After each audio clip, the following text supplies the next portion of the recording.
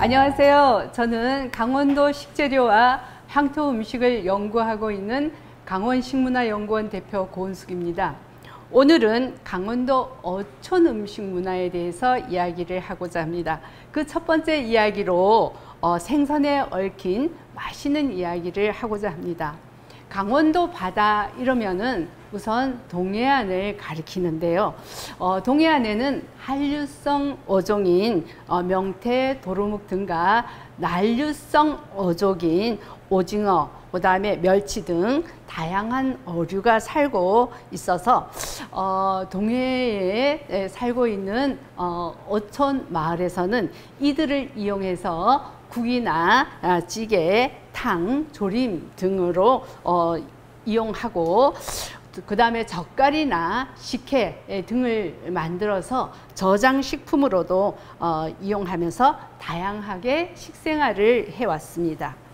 이들이 다양한 생선 중에 특히 못생기고 또 술꾼들의 속풀이로 각광을 받고 있는 동해바다의 못난이 삼총사로 불리는 곰치, 망치, 삼수기, 또 못생긴 대열에서 빼면 서운해할 생선 보고, 그 다음에 도치에 대해서 이야기를 하고자 합니다. 과거에 이런 생선들은 찬밥 신세였지만 근간에 들어서는 굉장히 각광을 받고 있는 식재료들입니다.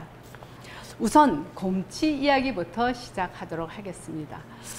곰치는 곰처럼 미련스럽고 퉁퉁하게 생겼다고 해서 붙여진 이름인데요. 물곰이라고도 하고 표준어는 물메기입니다. 또 물텀벙이라고도 하는데 잡아도 물에 버려서 텀벙 소리가 나면서 버렸다고 해서 이름이 붙여지기도 했습니다. 이렇듯 별 볼 일이 없어서 버리던 생선이 김치와 어우러져서 새로운 요리로 각광을 받으면서 술꾼들의 호평을 받고 있는 재료이기도 합니다. 이러한 곰칫국에는 신김치가 제격이죠.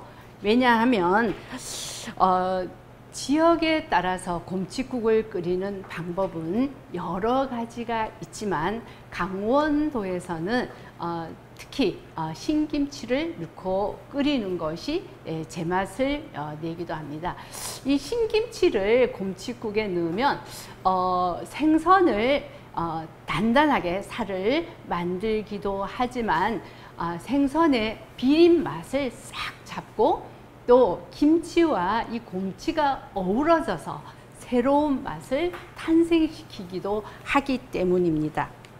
삼척 지역에서는 특히 묵은 김치를 넣고 곰칫국을 끓이는데 김장철이 되면 그 곰칫국 거리가 있는데 이 거리에서는 집집마다 1년 내내 곰칫국을 끓일 발효김치를 만들기 위해서 굉장히 많은 양의 김치를 담그고 있습니다. 굉장히 그 김치 맛이 곰칫국을 좌우하게 되는데요.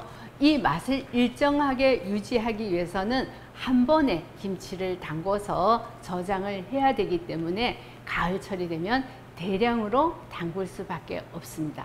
그리고 또 곰칫국을 끓이는 다른 방법은 강원도 특별히 소스인 막장과 고추장을 넣고 무를 나박나박 썰어서 곰치와 끓이게 되면은 또한 비린 맛을 제거하고 곰치의 살을 단단하게 만들어서 맛있는 국이 만들어지기도 합니다.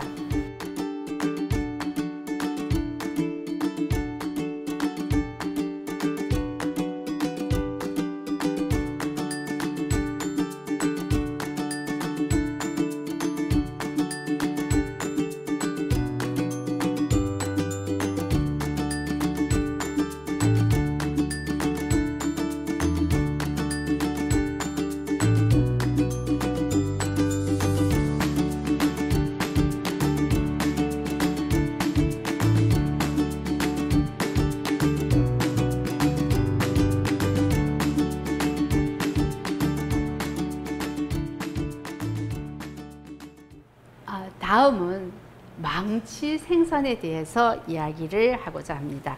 망치는 표준어로 고무깍쟁이라고 합니다. 머리에는 점액 구멍이 있고 몸 전체에 점액이 많아서 험악하게 생겼고 생김새가 아기와 비슷하게 생겼다고 해서 일명 항아기라고도 부릅니다.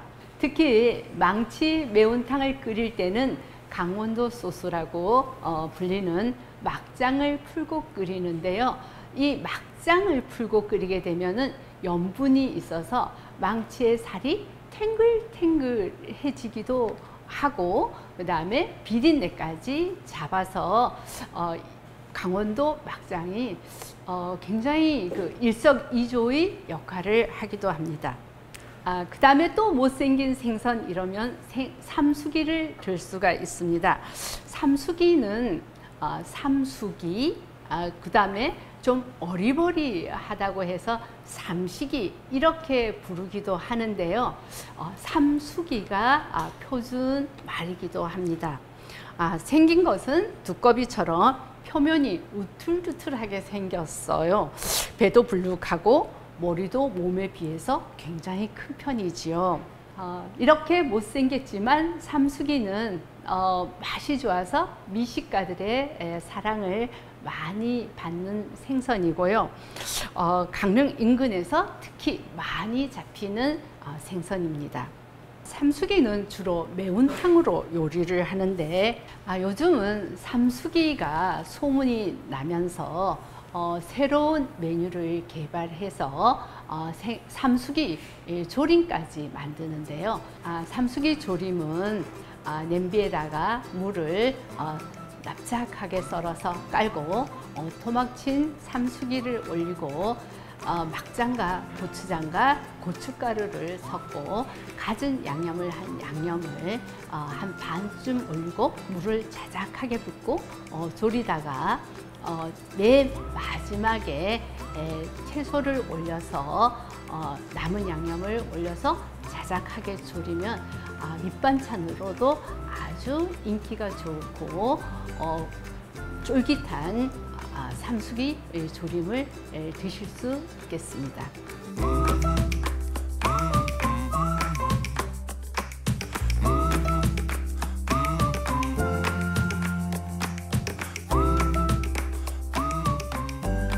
이번에는 못생긴 대열에서 빼면 섭섭할 것 같은 생선, 도치가 있습니다.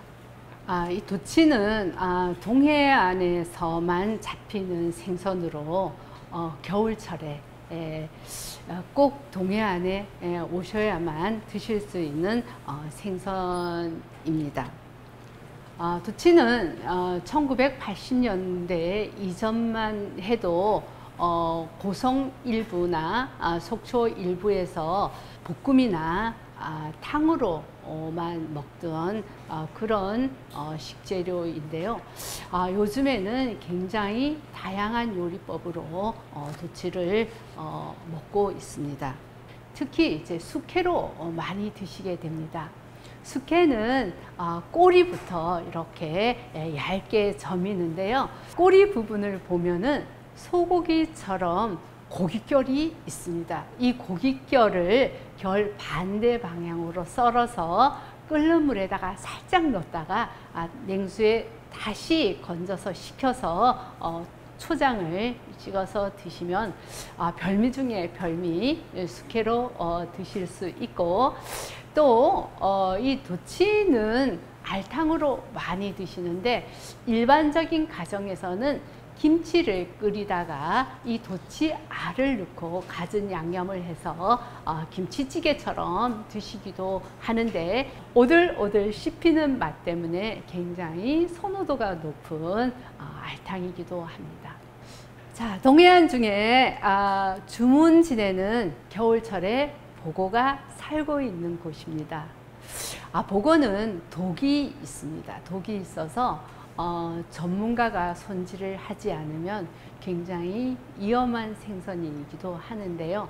보고독은 테트로독신이라는 건데 이 보고독을 제거를 하지 않으면 치사율까지 갈 정도로 굉장히 위험합니다. 그래서 이렇게 위험한 독을 가지고 있는 보고긴 하지만 그 맛이 좋아서 일본에서는 보고를 맛보지 않은 사람은 후지산을 보여주지 말라, 이런 이야기까지 있고, 중국에서는 독과 바꿀 만큼 맛이 좋다라고 평가를 한 생선이기도 합니다.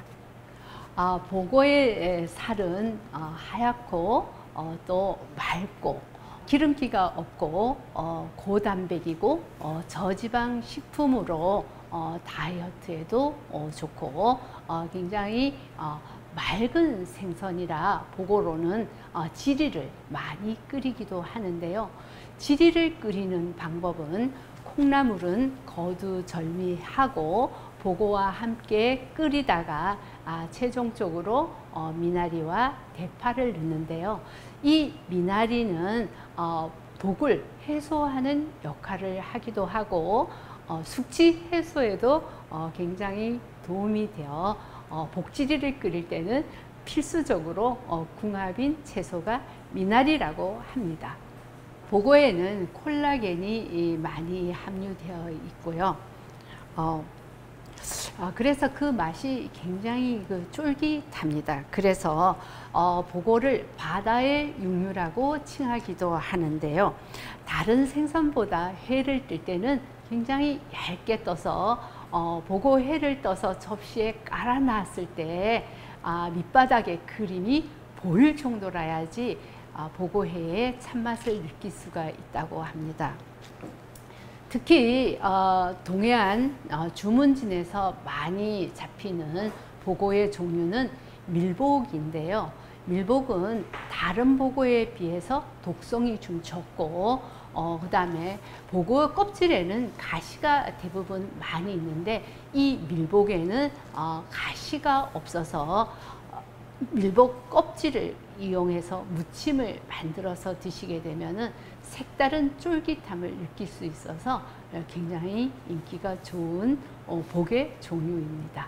네, 오늘 동해안의 못생긴 생선 이야기를 했습니다. 드시는 방법이 다양한데 오늘 구체적으로 모든 걸 다 말씀드리지는 못했지만 가장 인기 있는 메뉴를 여러분들과 공유를 했으니까 여러분들도 맛있는 동해안 생선을 맛있게 요리를 해서 드시는 기회가 되었으면 고맙겠습니다. 감사합니다.